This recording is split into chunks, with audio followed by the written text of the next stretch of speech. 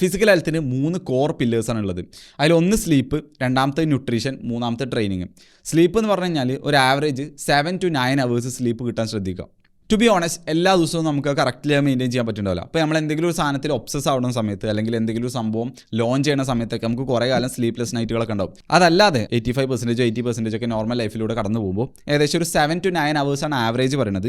ആ രീതിയിൽ കൺസിസ്റ്റൻറ്റ് ടൈമിൽ ഉറങ്ങാൻ പോകുന്നത് എണീക്കുന്നത് ഏകദേശം ഒരേ ടൈമിൽ ഉറക്കം കിട്ടാൻ നോക്കുക. രണ്ടാമത്തെ ന്യൂട്രീഷൻ എന്ന് പറഞ്ഞാൽ മെയിനായിട്ട് ഫുഡിൻ്റെ കേസിൽ ഇത്ര ശ്രദ്ധിച്ചാൽ മതി. ഒരു 80% അൺപ്രോസസ്ഡ് ഫുഡുകളാക്കുക. വീട്ടിലുണ്ടാക്കുന്ന ഫുഡുകൾ, ഇങ്ങനത്തെ സംഭവങ്ങൾ വല്ലാതെ രീതിയിൽ സീഡ് ഓയിലോ അങ്ങനെ ഫ്രൈ ചെയ്ത സാധനങ്ങൾ, ഷുഗറി ഐറ്റംസ്, പാക്കഡ് ഫുഡുകൾ ഒഴിവാക്കിയിട്ട് അൺപ്രോസസ്ഡ് ഫുഡുകൾക്ക് പ്രാധാന്യം കൊടുക്കാം. അതിൽ തന്നെ പ്രോട്ടീന് കൂടുതൽ കിട്ടാൻ നോക്കുക. പ്രോട്ടീന് അനിമൽ ബേസ്ഡ് സംഭവങ്ങൾ, എഗ്ഗ്, മീറ്റ്, മിൽക്ക്, ഇങ്ങനത്തെ സംഭവങ്ങൾ ഉണ്ടാവുമല്ലോ. ഇങ്ങനെ അനിമൽ ബേസ്ഡ് പ്രൊഡക്റ്റുകളിൽ നിന്ന് ഒരു ബോഡി വെയ്റ്റിന് ഒരു 1.5 gram per kg എന്നൊക്കെയുള്ള രീതിയിൽ കിട്ടാൻ ശ്രമിക്കുക. അപ്പോൾ മൂന്നാമത്തെ പില്ലറാണ് ട്രെയിനിങ്. അപ്പോൾ ഒരു ദിവസം ഒരു 30 മിനിറ്റെങ്കിലും, ഞാൻ ഭയങ്കര രീതിയിൽ ബോഡി ബിൽഡർ ആണെന്നൊന്നും പറയണില്ല, ഒരു 30 മിനിറ്റെങ്കിലും നിങ്ങൾ മൂവ് ചെയ്യണം.